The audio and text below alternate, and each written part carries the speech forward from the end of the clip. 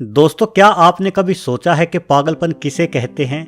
हम एक ऐसे समाज में रहते हैं जहां बेहद तीक्ष्ण बुद्धि वाले लोगों को भी पागल करार दे दिया जाता है। थॉमस एडिसन को उनकी स्कूल टीचर ने मूर्ख और पागल करार देकर ही स्कूल से निकाल दिया था। लेकिन अगर आज हम रात के डरावने अंधेरे को दूर कर पाए हैं तो वो थॉमस एडिसन के बल्ब के आविष्कार के बदौलत ही संभव हुआ है। भौतिकी के सबसे महान वैज्ञानिक अल्बर्ट आइंस्टाइन को भी उनके सहपाठी कभी मंदबुद्धि और पागल ही कहते थे। यानी जो लोग हमारे जैसे आम इंसानों की तुलना में कुछ अलग सोच रखते हैं उन्हें हम पागल कह देते हैं। इस हिसाब से पागलपन की कोई निश्चित परिभाषा नहीं है। मैं आपकी नज़र में और आप मेरी नज़र में पागल हो सकते हैं, लेकिन अगर पागलपन की एक सही परिभाषा बनाई जाए तो मेरे हिसाब से वह व्यक्ति पागल है जो समाज को या खुद को भी नुकसान पहुंचा सकता है। अब ऐसे व्यक्ति को समाज से अलग करने की और अच्छी देख रेख मिलने की आवश्यकता होती है। इसलिए ऐसे लोगों के लिए अलग जगहें बनाई जाती हैं। इन जगहों को ही व्यवहारिक भाषा में पागलखाना कह दिया जाता है। पागलपन की समस्या जन्म से दिमाग पर कोई गहरी चोट लगने पर या किसी गहरे मानसिक आघात के कारण हो सकती है। आमतौर पर पागल हो चुके व्यक्ति की दोबारा ठीक हो जाने की संभावना बेहद ही कम होती है। जन्मजात पागलपन वाले लोगों का सामान्य हो जाना तो तकरीबन नामुमकिन ही होता है। आपने अक्सर कई फिल्मों में देखा होगा कि कैसे एक अच्छे माहौल में बेहतरीन डॉक्टर्स की देखरेख में पागलपन के शिकार व्यक्तियों का इलाज किया जाता है, परंतु पागल खानों का इलाज फिल्मों में दिखाए जाने वाले इस इलाज की तुलना में पूरी तरह से अलग होता है। यहाँ भर्ती हुए लोगों को भारी जंजीरों से बांधा जाता है। एक घने अंधेरे कमरे में उन्हें कई दिनों तक रखा जाता है। ये कमरे इतने छोटे होते हैं कि यहाँ उनके लेटने की जगह भी पर्याप्त नहीं होती और उन्हें बैठे बैठे ही सोना पड़ता है। हफ्ते भर के लिए सूरज और ताज़ी हवा भी नहीं मिलती और खाना भी बस जीने लायक ही मिलता है। ऐसा इसलिए किया जाता है ताकि पागल खाने के प्रशासन के प्रति यहाँ भर्ती हुए पागल लोगों के भीतर एक डर बैठ जाए और वो लोग यहाँ के प्रशासन के किसी भी आदेश की अवहेलना करने की हिम्मत ना जुटा पाएं। वास्तव में दोस्तों, डर एक ऐसी भावना है जिसके दम पर किसी भी इंसान को काबू किया जा सकता है, भले ही वो इंसान होशियार हो या पागल। तो चलिए आज के वीडियो में हम पागल खानों में भर्ती किसी मरीज की जिंदगी और इलाज के बारे में बात करते हैं। दोस्तों, हमारे इतिहास में लोगों के द्वारा अपने आप को स्वस्थ रखने के लिए कई अजीबोगरीब इलाजों का उल्लेख है। जैसे ऑस्ट्रेलिया के लोगों का विश्वास था कि व्हेल की चर्बी खाने से गठिया रोग ठीक हो जाता है। प्राचीन मिस्रवासी सोचते थे कि मगरमच्छ का गोबर गर्भ निरोधक का कार्य करता है। रोमन काल में लोग पेशाब पीते थे ताकि उनके दांत साफ और मजबूत रहें। जैसे जैसे शारीरिक बीमारियों का इलाज ढूंढा जाने लगा, वैसे वैसे दिमागी बीमारियों का इलाज भी खोजा जाने लगा।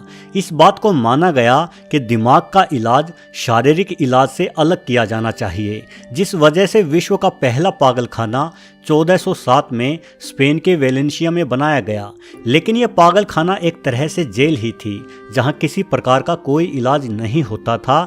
सिर्फ पागल लोगों को कैद करके ही रखा जाता था ताकि वो समाज को कोई नुकसान ना पहुंचा सके। सही मायनों में 18वीं शताब्दी के बाद से ही दिमागी इलाजों की शुरुआत हुई। समय के साथ मनोवैज्ञानिक अध्ययन को 3 भागों में बांट दिया गया: फ्रेनोलॉजी, साइकोफिजिक्स और मोरल थेरेपी। फ्रेनोलॉजी यानी मस्तिष्क विज्ञान के अनुसार हम किसी इंसान की दिमागी बनावट या उभारों के आधार पर उस इंसान के व्यक्तित्व के बारे में जान सकते हैं।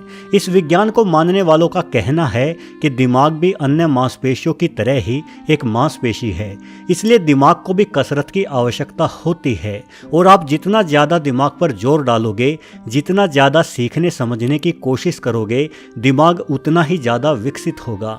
साइकोफिजिक्स के अध्ययन से हम इस संसार और दिमाग की स्थिति के बीच के संबंध को जानने की कोशिश करते हैं।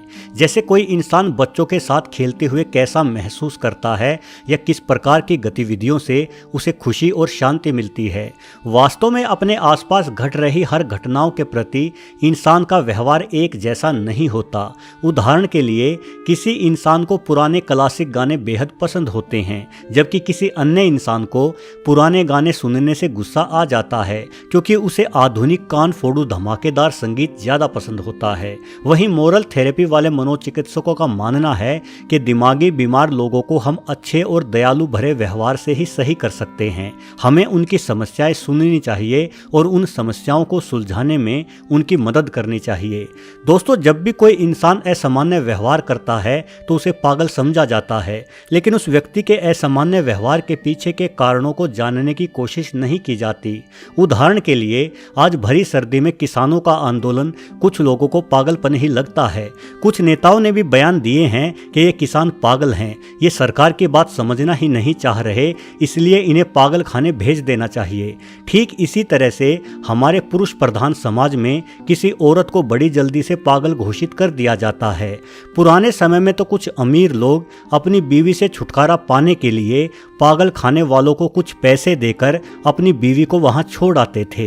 दिक्कत ये है कि एक और हमारा ये मानना है कि पागलपन के शिकार लोगों को बेहतर देखरेख और अच्छे व्यवहार की आवश्यकता होती है, लेकिन जैसे जैसे दुनिया भर में पागल खाने बढ़े और इन पागल खानों में मरीजों की संख्या भी बढ़ना शुरू हुई तो वहां मौजूद डॉक्टरों पर भी दबाव बढ़ने लगा कि वो मरीजों को जल्द से जल्द सही करके उन्हें उनके घर भेज दे, जिस वजह से डॉक्टरों ने मरीजों के ऊपर नए नए प्रयोग करना शुरू कर दिए, जिनमें से ज्यादातर प्रयोग मरीजों पर गलत ही साबित हुए। अब चूंकि इन मरीजों को समाज और इनके परिवार वाले लोगों ने पहले ही पागल मान रखा था, इसलिए इनके साथ आसानी से मनचाहे और भयानक प्रयोग किए जा सकते थे। अगर ये मरीज विरोध करे तो इनके विरोध को या इनकी बातों को सुनने वाला कोई नहीं होता, क्योंकि पागलों की बातों को कौन सुने। ना ही इनकी बातों को सही माना जाता है और ना ही सच।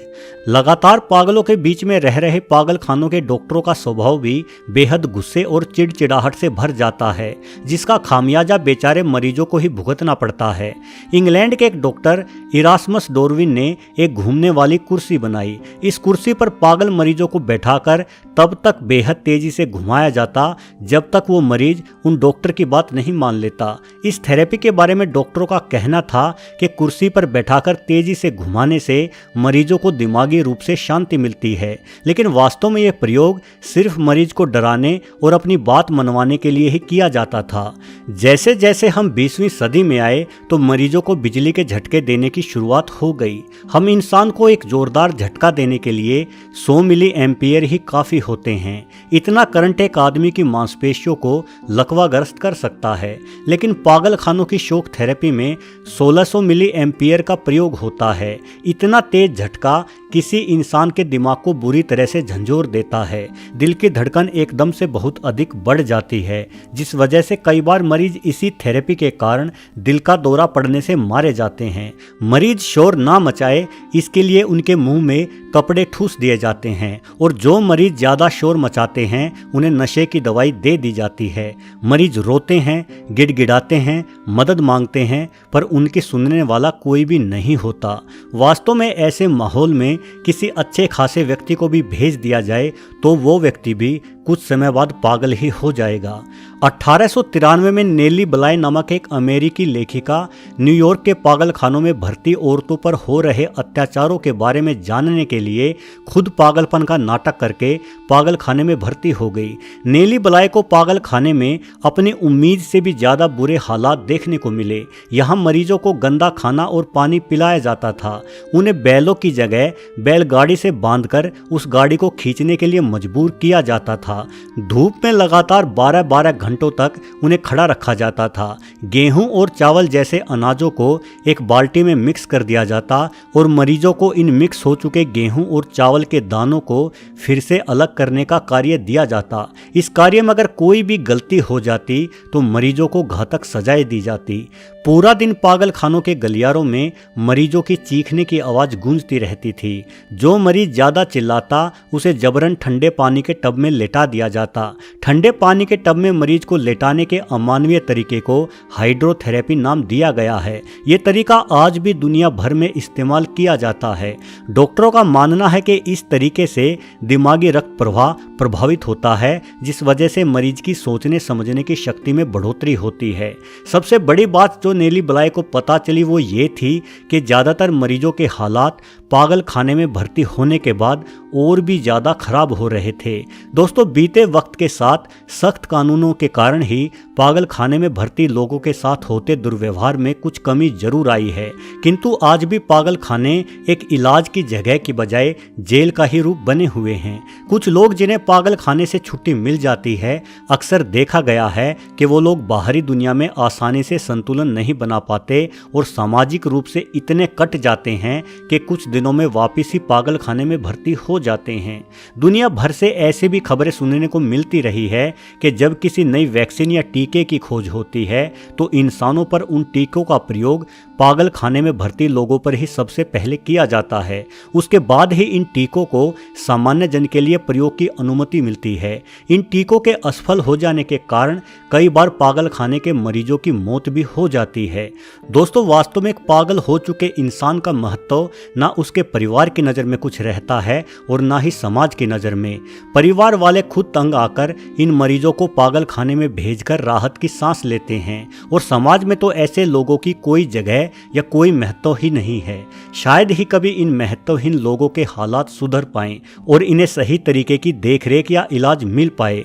अभी जिस वक्त आप ये वीडियो देख रहे हैं, इस वक्त भी ये बेरहम दुनिया इन महत्वहीन लोगों पर तरह तरह के जुर्म कर रही होगी। वीडियो देखने के लिए आपका बहुत बहुत धन्यवाद।